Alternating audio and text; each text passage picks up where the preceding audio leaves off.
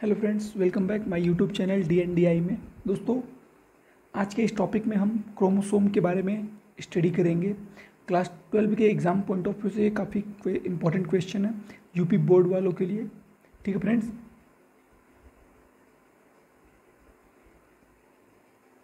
तो दोस्तों आज हम क्रोमोसोम के बारे में एकदम एक्सप्लेन से स्टडी करेंगे। क्रोमोसोम क्या होता है, किस तरह, क्यों ये बायोलॉजी के लिए इम्पॉर्टेंट टॉपिक है। ठीक है फ्रेंड्स, देखिए दोस्तों, क्रोमोसोम के चैप्टर में शुरू करने से पहले आपको ये बता दूं कि क्रोमोसोम होता क्या है। दोस्तों, जैसे कि आप सभी जानते हैं कि आपके माता पिता के पास कोई कैरेक्टर होता है, कोई लक्षण, कालापन, गोरापन, बोलने का, हंसने का, तो वो कैरेक्टर उसकी संतानों में भी जाता है। फ्रेंड्स, जाता है ना। मान लीजिए माता पिता काले हैं, बच्चे काले हो रहे हैं, माता पिता गोरे हैं, बच्चे गोरे हो रहे हैं, माता पिता लंबे हैं तो बच्चे भी लंबे हो रहे हैं। तो ये जो कैरेक्टर ट्रांसफ़र हो रहा है दोस्तों, एक पीढ़ी से जो दूसरी पीढ़ी में कैरेक्टर ट्रांसफ़र हो रहा है, उसके लिए, उस कैरेक्टर के लिए रिस्पॉन्सिबल कौन है फ्रेंड्स? आपका ये क्रोमोसोम।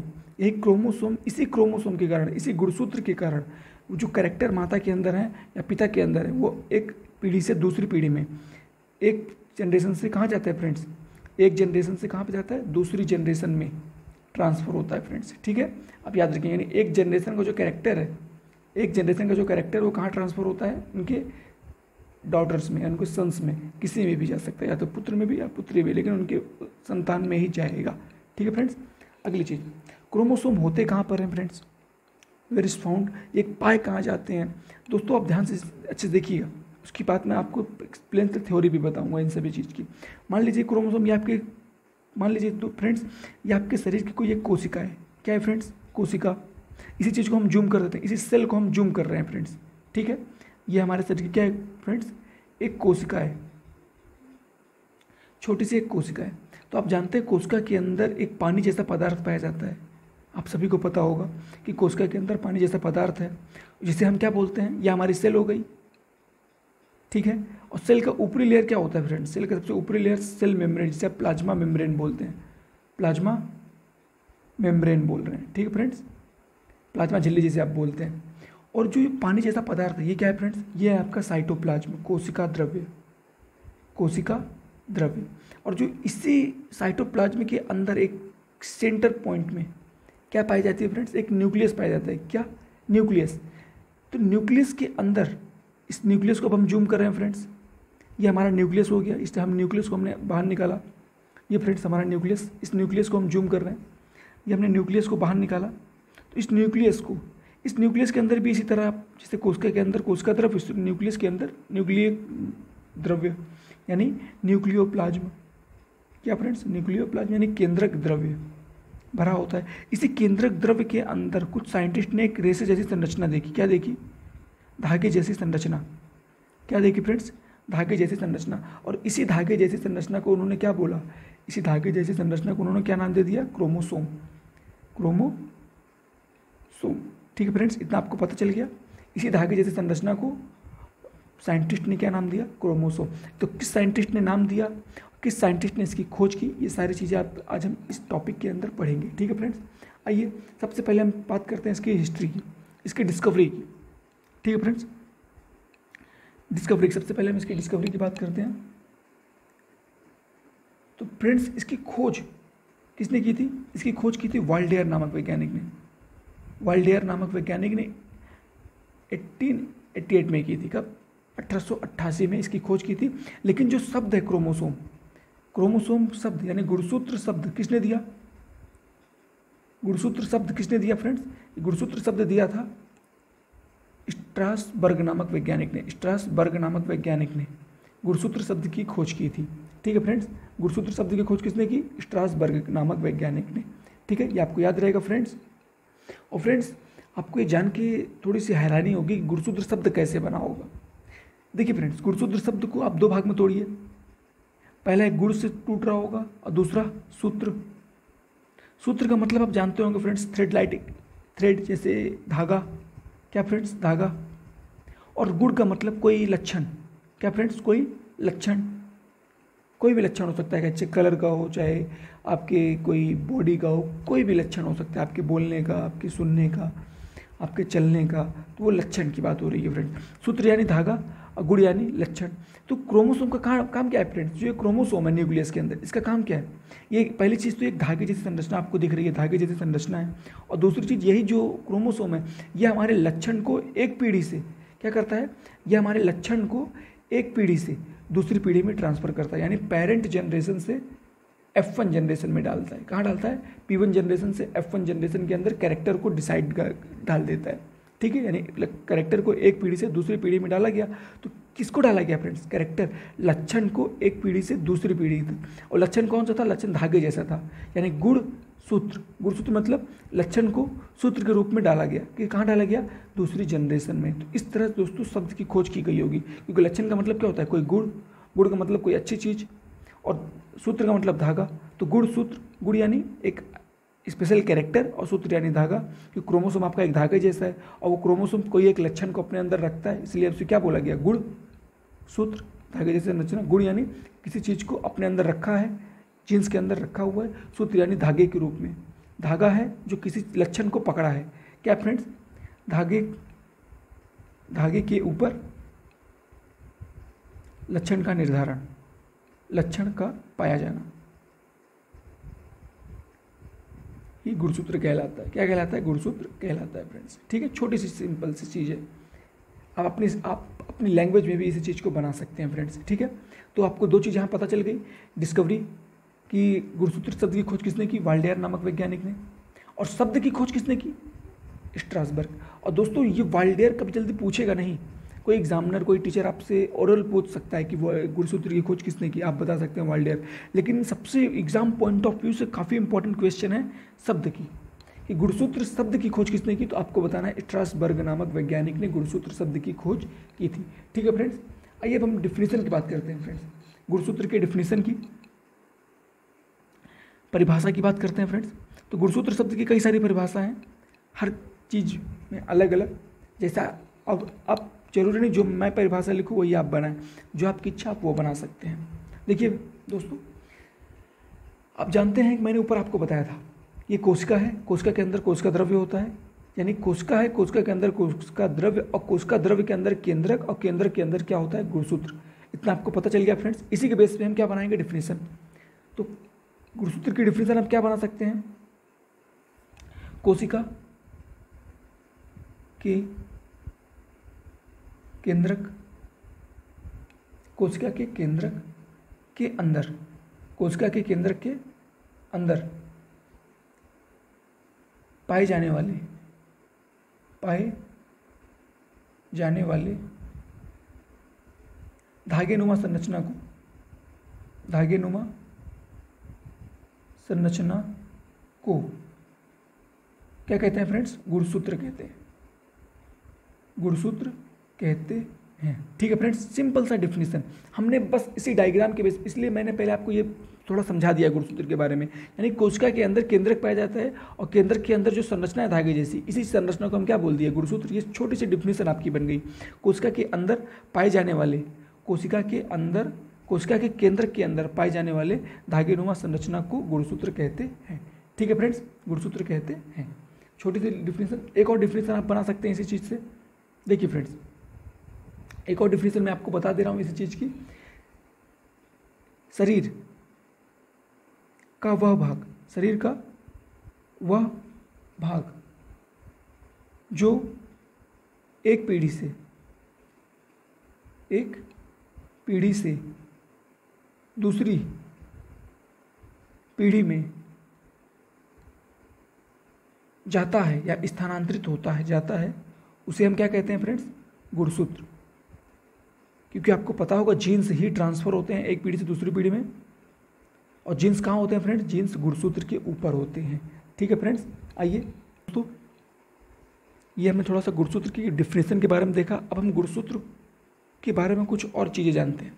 ठीक है फ्रेंड्स, देखिए सबसे पहले आप ये नोट कर लीजिए फ्रेंड्स, काफ़ी इंपॉर्टेंट है ये नोट, इसे आप अच्छे से समझ लेंगे, नोट कर लेंगे, लिख लेंगे। क्योंकि दोस्तों ध्यान से देखिएगा कि सभी जितने भी आपके पास लिविंग ऑर्गेनिज्म है, जितने भी लिविंग ऑर्गेनिज्म है अर्थ में, सभी के अंदर क्रोमोसोम पाया जाता है। यानी क्या है? सभी जीवधारियों में, सभी जीवधारियों में गुणसूत्र पाया जाता है। ठीक है फ्रेंड्स, इस लाइन का मतलब आपको समझ में आ गया होगा। सभी जीवधारियों में गुणसूत्र पाया। जीवधारी दो तरह के हो सकते हैं फ्रेंड्स, या तो वो एनिमल कैटेगरी के हो सकते हैं या तो वो प्लांट कैटेगरी के हो सकते हैं। और दोस्तों एनिमल को आप एक और नाम से जानते हैं, और प्लांट को, एनिमल को आप फौना भी बोलते हैं, फौना, और प्लांट को फ्लोरा। ठीक है फ्रेंड्स, ये आप नाम याद रखेंगे। बस छोटी सी एक सामान्य जानकारी यहाँ बीच में आ गई, इसलिए हमने आपको बता दिया कि सभी जीवधारी यानी कोई एनिमल हो चाहे प्लांट हो, सभी के अंदर क्रोमोसोम पाया जाता है। क्योंकि फ्रेंड्स इनके अंदर भी लक्षणों का आदान प्रदान होता है, इनके अंदर भी पेरेंट के लक्षण उसमें जाते हैं, उनकी स्पीसीज में जाते हैं फ्रेंड्स। ठीक है, कोई भी लिविंग ऑर्गेनिज्म हो सभी में क्रोमोसोम पाया जाएगा।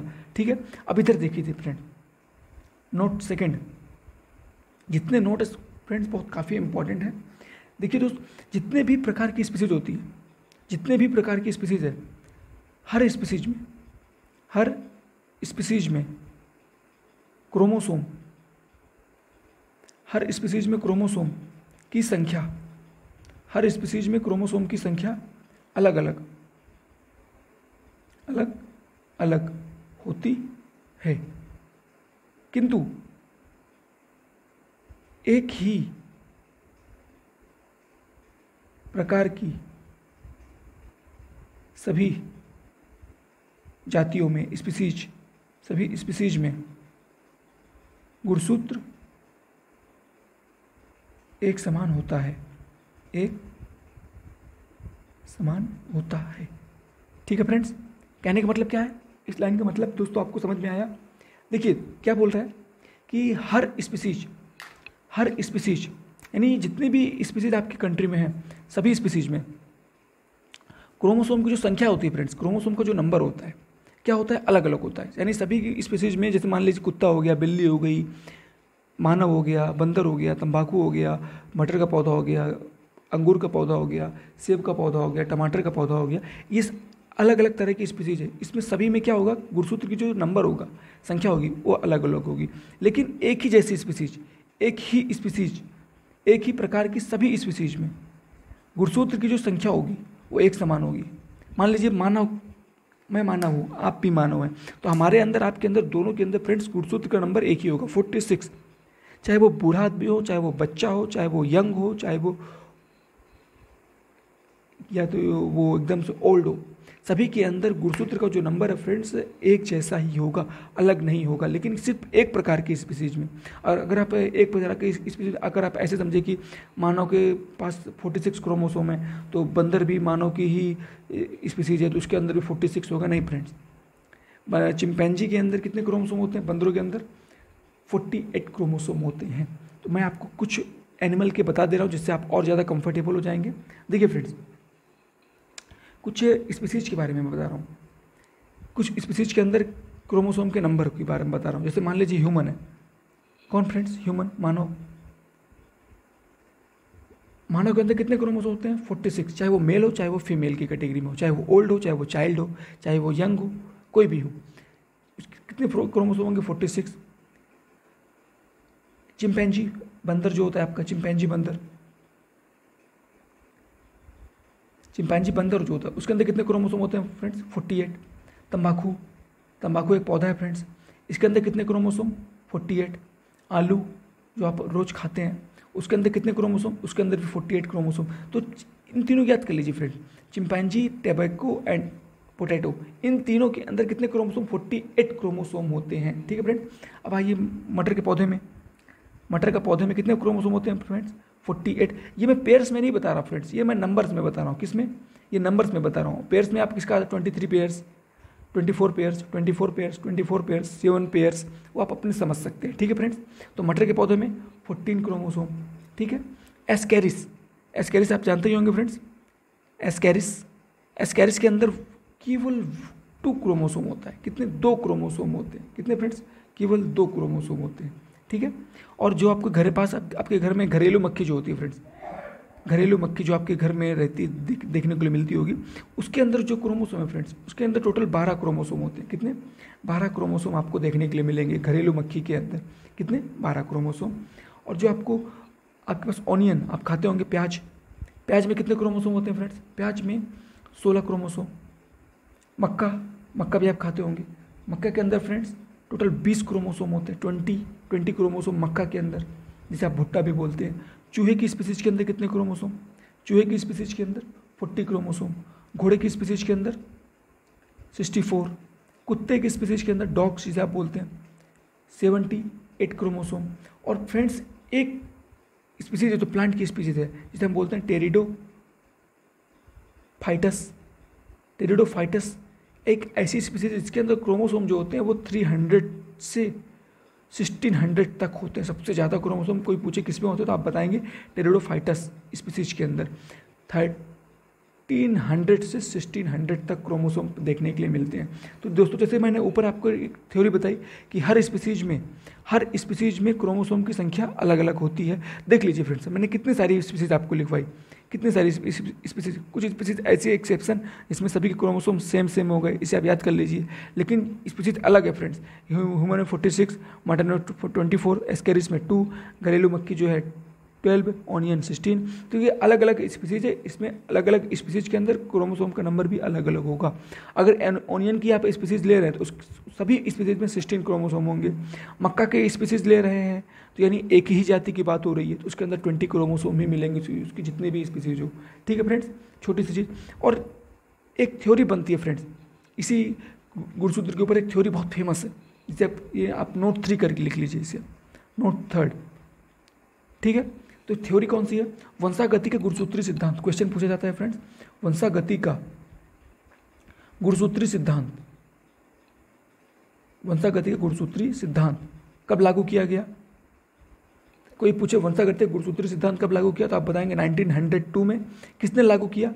तो 2 साइंटिस्ट ने, एक का नाम था स्टन और दूसरे का नाम था फ्रेंड्स बावेरी। स्टन और बावेरी, ये दोनों साइंटिस्ट थे जिन्हें रिसर्च की थी किस पे? वंशागति के गुणसूत्री सिद्धांत पर। कब? 1902 में, 1902। ठीक है फ्रेंड्स, और जो स्टन नामक साइंटिस्ट थे, इन्होंने किस टॉपिक पर रिसर्च की थी, किसके ऊपर प्रयोग किया था? इन्होंने रिसर्च किया था किसके ऊपर फ्रेंड्स? ग्रास होपर,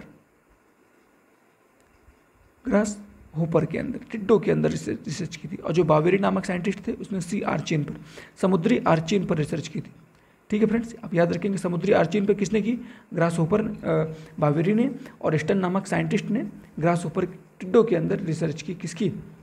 वंशागति के गुणसूत्री सिद्धांत की। ठीक है फ्रेंड्स, छोटा सा एक्सेप्शन था जो आप क्वेश्चन में, ये काफ़ी मोस्ट इंपॉर्टेंट क्वेश्चन है friends exam point of view के लिए, ऑब्जेक्टिव के लिए।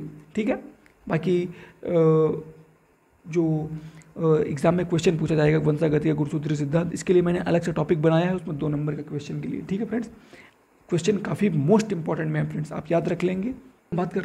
अब दोस्तों हम बात करते हैं गुणसूत्र के प्रकार की, कि कितने टाइप्स के क्रोमोसोम हो सकते हैं। ठीक है friends, types of chromosome, chromosome के प्रकार। तो दोस्तों आप जानते हो क्रोमोसोम कितने प्रकार के होते हैं? 2 प्रकार के। कितने? 2 प्रकार के। कौन कौन से फ्रेंड्स? पहला है ऑटोसोम, ऑटोसोम जिसे आप क्या बोलते हैं? जिसे आप समजात गुणसूत्र बोलते हैं, समजात गुणसूत्र। दूसरा है फ्रेंड्स एलोसोम, एलोसोम या फिर इसी का आप बोलते हैं हेटेरोसोम, मीन्स विषम जात, विषम जात गुणसूत्र। ठीक है फ्रेंड्स, तो कोई आपसे पूछे कि क्रोमोसोम कितने टाइप के होते हैं तो आप दो टाइप से बताएंगे, 2 टाइप्स के। सामने वाला पूछे कौन कौन से तो आप बताएंगे पहला ऑटोसोम और दूसरा एलोसोम या फिर हेट्रोसोम। ठीक है, अब सामने वाला पूछे कि ऑटोसोम क्या होता है तो ऑटोसोम के बारे में पढ़ा जाए। What is autosome? ऑटोसोम क्या होता है? ऑटोसोम, तो दोस्तों आपके पास जो क्रोमोसोम है, जो आपके पास क्रोमोसोम है फ्रेंड्स, उसमें से टोटल मान लीजिए ह्यूमन की बात करें हम, किसकी? ह्यूमन की। ह्यूमन के पास टोटल 46 क्रोमोसोम होते हैं और अगर आप पेयर्स में देखें तो 23 पेयर। तो अभी हम पेयर की बात करते हैं केवल। तो जो ऑटोसोम है ये 1 क्रोमोसोम से लेकर 22 पेयर्स तक ऑटोसोम कहलाते हैं, यानी क्रोमोसोम नंबर 1 पेयर से 22 पेयर तक क्या कहलाते हैं, ऑटोसोम। यानी 44 टोटल 44 क्रोमोसोम ऑटोसोम के अंदर आते हैं, क्या कहलाते हैं फ्रेंड्स, ऑटोसोम। और इनका फंक्शन क्या होता है इस क्रोमोसोम का, इनका फंक्शन होता है बॉडी फॉर्मेशन करना। क्या फ्रेंड्स, बॉडी का निर्माण करना, बॉडी फॉर्मेशन, बॉडी फॉर्मेशन, शरीर का निर्माण करना, किसका, ऑटोसोम का निर्माण होता है। यानी 1 से लेके 44 क्रोमोसोम तक, क्रोमोसोम 1 से लेके 44 तक, गुणसूत्र तक, इन सभी का काम क्या होता है, शरीर का निर्माण करना। ठीक है। और जो दोस्तों अगला है दूसरे टाइप्स का, जो हेट्रोसोम क्रोमोसोम है, कौन फ्रेंड्स, हेट्रोसोम। इसका काम क्या है फ्रेंड्स, इसे हम एलोसोम के नाम से भी जानते हैं, काफ़ी इंपॉर्टेंट नाम है ये एलोसोम, आप याद रखेंगे, अधिकतर लोग को पता भी नहीं होगा फ्रेंड्स। तो जो हेट्रोसोम है फ्रेंड्स, ये जो क्रोमोसोम नंबर लास्ट का 1 पेयर है, लास्ट का 1 पेयर, यानी 23 पेयर्स जो क्रोमोसोम है उसी को हम क्या बोलते हैं, हेट्रोसोम क्रोमोसोम। क्या फ्रेंड्स, हेट्रोसोम क्रोमोसोम हम बोलते हैं किसको, लास्ट के 1 पेयर यानी 23 पेयर्स को। और ये जो है ये हमारे सेक्स का निर्धारण करता है, सेक्स का निर्माण फॉर्मेशन करता है, लिंग का निर्धारण, लिंग का निर्धारण करता है, लिंग का निर्धारण, लिंग का निर्माण आप बोल सकते हैं, लिंग का निर्धारण करता है कौन फ्रेंड्स, 23 पेयर्स। यानी इसी के कारण जो मेल और फीमेल की कैटेगरी डिवाइड होती है फ्रेंड्स, यानी मेल होना है कि फीमेल होना है, ये कैटेगरी डिवाइड होती है। और दोस्तों मेल होना फीमेल होना कभी भी फीमेल की गलती नहीं होती फ्रेंड्स, ये मेल के क्रोमोसोम की गलती होती है। क्योंकि फीमेल के पास कौन सा क्रोमोसोम होता है फ्रेंड्स, फीमेल के पास केवल XX क्रोमोसोम होता है, बल्कि मेल के पास XY दोनों प्रकार के क्रोमोसोम होते हैं। चाहे फीमेल में से, ये मान लिया ये फीमेल का है फ्रेंड्स और ये क्या है, मेल का है। बस एक टॉपिक था जो मैं आपको बताना चाह रहा हूँ, थोड़ी सी छोटी सी है। जो मेल का फीमेल का क्रोमोसोम होता है फ्रेंड्स, क्या होता है, XX और मेल का XY।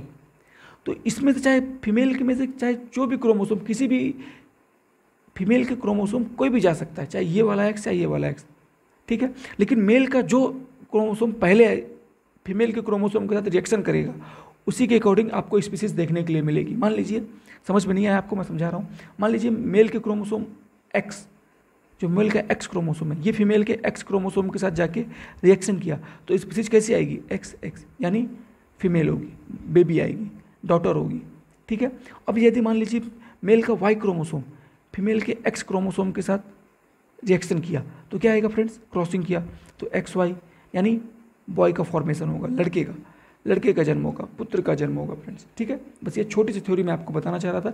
यानी लड़का होना या लड़की होना कभी भी फीमेल की गलती नहीं होती, मेल के क्रोमोसोम की गलती होती है। मेल का जो क्रोमोसोम पहले लड़की के क्रोमोसोम से फीमेल के क्रोमोसोम से टकराएगा उसी के अकॉर्डिंग स्पीसीज देखने के लिए मिलेगी। अगर पहले X आया तो लड़की और पहले Y जाके फीमेल के क्रोमोसोम से टकराया तो बॉय, ठीक है फ्रेंड्स। इतना आपको समझ में आ गया होगा। तो मैंने आपको 2 टाइप से बता दिए। पहला कौन सा फ्रेंड्स, एलोसोम। मैंने आपको बताया कि क्रोमोसोम 2 टाइप के होते हैं, ऑटोसोम और एलोसोम। ऑटोसोम क्या होते हैं, 1 से लेके 22 पेयर्स तक आपके ऑटोसोम कहलाते हैं, जिनका काम होता है बॉडी का फॉर्मेशन करना, बॉडी का निर्माण करना। क्या काम होता है फ्रेंड्स, बॉडी का निर्माण करना। और लास्ट के जो फ्रेंड्स हेट्रोसोम है, हेट्रोसोम क्या होते हैं, लास्ट का 1 पेयर, लास्ट का 1 पेयर आपका क्या कहलाता है फ्रेंड्स, हेट्रोसोम, जिसे आप 23 पेयर्स बोलते हैं। और इसका फंक्शन होता है सेक्स फॉर्मेशन, यानी लिंग का निर्धारण करना। क्या फ्रेंड्स, लिंग का निर्धारण करना। इसी के अकॉर्डिंग फीमेल, मेल और फीमेल की कैटेगरी डिवाइड होती है फ्रेंड्स, ठीक है। इसी के कारण, इसी हेट्रोसोम के कारण मेल और फीमेल का जन्म भी होता है, ठीक है फ्रेंड्स। अब हम बात करते हैं इसके स्ट्रक्चर की। अब हम फ्रेंड्स क्रोमोसोम के स्ट्रक्चर की बात करते हैं, संरचना जिसे हम बोलते हैं हिंदी में स्ट्रक्चर। देखिए फ्रेंड्स, कोई टफ नहीं है, मैं आपको एकदम सिंपलेस्ट मेथड में बताऊंगा क्रोमोसोम के स्ट्रक्चर। देखिए ये क्या है फ्रेंड्स, आपका ये क्रोमोसोम है, छोटा सा प्यारा सा लाडला दुलारा।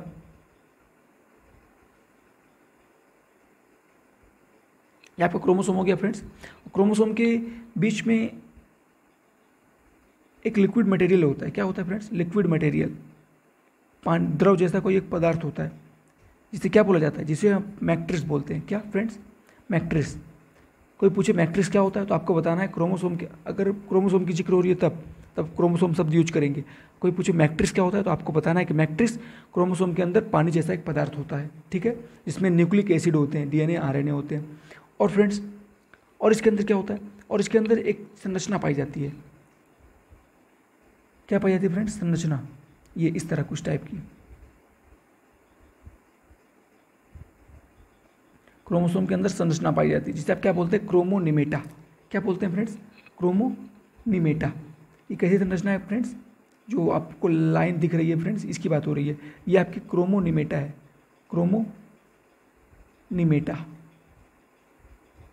इसका काम क्या है फ्रेंड्स? इसको पूछे क्रोमोनिमेटा क्यों है गुणसूत्र के अंदर, तो आपको बताना है कि जो क्रोमोनिमेटा है इसी के ऊपर जीन्स उपस्थित होते हैं। क्या होते हैं फ्रेंड्स? क्रोमोनिमेटा के ऊपर ही जीन्स प्रेजेंट होते हैं, इन्हीं के ऊपर जीन्स पाए जाते हैं। आप सीधा बोल सकते हैं, सामने वाला तुरंत समझ जाएगा। गुणसूत्र के अंदर जीन्स होते हैं। जीन्स कहाँ पाए जाते हैं? गुणसूत्र के क्रोमोनिमेटा वाले भाग के ऊपर, ठीक है। जैसे मान लीजिए क्रोमोनिमेटा है तो इसी के ऊपर जीन्स बैठे रहते हैं फ्रेंड्स। ये जीन्स बैठे हैं। कौन बैठा है फ्रेंड्स? जीन्स बैठे, ठीक है। छोटी सी चीज़ थी। और क्या जानना चाहिए हमें इसके बारे में दोस्तों? ये जो भाग है जहाँ ये क्रोमोसोम आपस में, ये जो आर्म है, इसे आप आर्म बोलते हैं। आर्म यानी भुजा, ये भी आपकी आर्म है। ये अपर आर्म, लोअर आर्म। तो इनकी भुजा जहाँ तक जॉइंट हो रही है, यहाँ जॉइंट हो रही है फ्रेंड, जॉइंट हो रही है। इस चीज़ को क्या बोलते हैं? इस जगह के जहाँ से दो क्रोमोसोम आपस में जुड़ रहे हैं, ये क्रोमोसोम के जो दो आर्म आपस में जुड़ रहे हैं, इस चीज़ को आप बोलते हैं सेंट्रोमियर। सेंट्रोमियर मीन्स जहाँ क्रोमोसोम के आर्म आपस में जुड़ते हैं, उसी एरिया को आप सेंट्रोमियर के नाम से जानते हैं, ठीक है। और जो क्रोमोसोम के ऊपर की झिल्ली होती है फ्रेंड्स, ये ऊपर की जो परत है, इसको आप पेलिकल बोलते हैं। क्या बोलते हैं? पेलिकल। पेलिकल मतलब क्रोमोसोम के ऊपर पाई जाने वाली प्लाज्मा मेम्ब्रेन यानी झिल्ली, ठीक है। आपको इतना पता होगा, हर कोशिका के अंग के ऊपर झिल्ली पाई जाती है, कोई भी अंग हो। तो इसी तरह गुणसूत्र के ऊपर भी एक झिल्ली है जिसे आप पेलिकल के नाम से जानते हैं। जो पानी जैसा द्रव है इसे आप मैट्रिक्स बोलते हैं। मैट्रिक्स के अंदर डीएनए या आरएनए घुले हुए होते हैं। और इसमें आर्म 1 2 3 4 जी सारे 4 क्या है? आर्म है। ये दो आर्म जहाँ से जिस बिंदु से जुड़े हैं उस बिंदु को आप क्या बोलते हैं? सेंट्रोमियर। क्या बोलते हैं फ्रेंड्स? सेंट्रोमियर। और ये जो संरचना दिख रही है लाइन जैसी, धारी जैसी, इसी चीज़ को आप क्या बोलते हैं? क्रोमोनिमेटा। इसी क्रोमोनिमेटा के ऊपर जीन्स प्रेजेंट होते हैं, ठीक है फ्रेंड्स। और जो सबसे ऊपर का भाग है, ये सबसे ऊपर का भाग, क्रोमोसोम के सबसे ऊपर का भाग सेटेलाइट कहलाता है। सेटेलाइट, ठीक है। क्रोमोसोम के सबसे ऊपर का भाग क्या कहलाता है फ्रेंड्स? सेटेलाइट। छोटी सी चीज़ थी जो आपको बतानी चाहिए थी हमें, मैंने आपको बता दी, ठीक है फ्रेंड्स। अब हम बात करते हैं किस चीज़ की? अब हम बात करेंगे इसके फंक्शन की, कार्य की। गुणसूत्र का काम क्या है? गुणसूत्र हम बहुत ज़्यादा पढ़ लिए, अब इसके हम फंक्शन के बारे में पढ़ते हैं कि what is the function of chromosome. Function देखते हैं फ्रेंड्स। देखिए फ्रेंड, सबसे इजी और सिंपलेस्ट लैंग्वेज में आप फंक्शन इसका बनाना चाहें तो आप ये बोल सकते हैं कि गुणसूत्र जो होते हैं फ्रेंड्स, गुणसूत्र लक्षण को एक पीढ़ी से दूसरी पीढ़ी में ले जाने का कार्य करते हैं, ठीक है। क्योंकि कोई पूछे क्यों ले जाते हैं भाई, गुणसूत्र ही लक्षण को एक पीढ़ी से दूसरी पीढ़ी में क्यों ले जाते हैं, तो आपको बताना है क्योंकि गुणसूत्र के अंदर न्यूक्लिक एसिड मतलब डीएनए या आरएनए उपस्थित होता है, ठीक है। क्या उपस्थित होता है? गुणसूत्र के अंदर डीएनए आरएनए, और डीएनए आरएनए अगले स्पीसीज में ट्रांसफर होता है, जिसके कारण क्या होता है फ्रेंड्स? सूचनाओं का आदान प्रदान होता है, ठीक है फ्रेंड्स। ये छोटी सी जानकारी आपको दे दिया मैंने इसके फंक्शन के बारे में। गुणसूत्र लक्षण को एक पीढ़ी से दूसरी पीढ़ी में ले जाने का काम करते हैं। किसको फ्रेंड्स? लक्षण को, कैरेक्टर को कहाँ ले जाते हैं? एक पीढ़ी से दूसरी पीढ़ी में ले जाते हैं। कौन? गुणसूत्र लक्षण को एक पीढ़ी से दूसरी पीढ़ी में ले जाने का काम करते हैं, क्योंकि गुणसूत्र के अंदर न्यूक्लिक एसिड प्रेजेंट होता है, इसलिए लक्षण क्या करते हैं? एक पीढ़ी से दूसरी पीढ़ी में ले जाते हैं, ठीक है। डीएनए, एक पीढ़ी का डीएनए दूसरी पीढ़ी में जाएगा तो जाहिर सी बात है क्रोमोसोम, डीएनए कहाँ होते हैं? न्यूक्लिक एसिड क्रोमोसोम के अंदर, और डीएनए जो होते हैं ये किसका निर्माण करते हैं? जीन्स का निर्माण करते हैं। कैसे? अभी मैं आपको समझाता हूँ। देखिए फ्रेंड्स, ये जो आपका क्रोमोसोम है, आपने क्रोमोसोम बनाया, अगर क्रोमोसोम की चैन को मैं यहाँ से खोल दूँ, ये कुछ आपका ऐसे ऐसे दिखने लगेगा। आपका कैसा? ऐसे, इस टाइप का। कैसा फ्रेंड्स? इस टाइप का दिखने लगेगा आपका क्रोमोसोम। ये जो क्रोमोसोम है फ्रेंड्स, ये क्रोमोसोम का जो ये भाग है, इसे आप क्या बोलते हैं? ये जो प्रोटीन, एक टाइप के प्रोटीन का बना होता है। किसका? एक टाइप के प्रोटीन, जिसे आप बोलते हैं क्रोमेटीन। क्रोमेटीन। और इसी क्रोमेटीन को आप बोल सकते हैं हिस्टोन प्रोटीन। क्या बोल सकते हैं फ्रेंड? Histone protein. क्या बोल सकते हैं फ्रेंड्स? Histone protein. ठीक है, ये जो आपकी हिस्टोन प्रोटीन है फ्रेंड्स, जो हिस्टोन प्रोटीन है, ये जो हिस्टोन प्रोटीन होती है, ये डीएनए की बनी होती है। किस चीज़ की? डीएनए की। ये आपकी डीएनए है। क्या है फ्रेंड्स? डीएनए। तो जो डीएनए का अगर एक सिरा हम काट दें, ये सिरे किस चीज़ के बने होते हैं? ये चीज़ जीन्स के बने होते हैं। यानी डीएनए के खंड को अगर आप अलग करेंगे तो जीन्स में कन्वर्ट हो जाएंगे। यानी डीएनए किस चीज़ के बने होते हैं? डीएनए बने होते हैं जीन्स के। ठीक है फ्रेंड्स, डीएनए किसके बने होते हैं? जीन्स के। ठीक है, और क्रोमोसोम का कोई पूछे कि संगठन, कंपोजिशन ऑफ क्रोमोसोम, क्रोमोसोम किन चीज़ों से मिलकर बने होते हैं, तो आपको बताना है क्रोमोसोम जो होते हैं DNA plus RNA plus protein, इनसे मिलकर डीएनए बने, क्रोमोसोम बने होते हैं। क्या बने होते हैं? क्रोमोसोम। क्रोमोसोम किन के बने होते हैं? डीएनए, आरएनए और प्रोटीन्स के मिलकर क्रोमोसोम बने होते हैं फ्रेंड। ठीक है, छोटी सी जानकारी थी। और फ्रेंड्स एक चीज़ और आप यहाँ याद रख लीजिए, ये जो डीएनए है, डीएनए क्या है फ्रेंड्स? डीएनए किसी भी वायरस में जो न्यूक्लिक एसिड होता है वो आरएनए होता है। क्या होता है फ्रेंड्स? किसी भी वायरस के अंदर जो न्यूक्लिक एसिड होता है वो क्या होता है फ्रेंड्स? आरएनए। क्यों? कोई पूछे वायरस के अंदर आरएनए क्यों होता है, न्यूक्लिक एसिड आरएनए, डीएनए क्यों नहीं होता? तो आपको बताना है वायरस के अंदर जो न्यूक्लिक एसिड आरएनए होता है वो इसलिए होता है क्योंकि वायरस तुरंत रेप्लिकेशन करते हैं। क्या करते हैं फ्रेंड? रेप्लिकेशन। रेप्लिकेशन मतलब वो अपनी फोटो कापियाँ तुरंत बनाते हैं। अगर उनके अंदर न्यूक्लिक एसिड डीएनए होता, क्या होता फ्रेंड्स?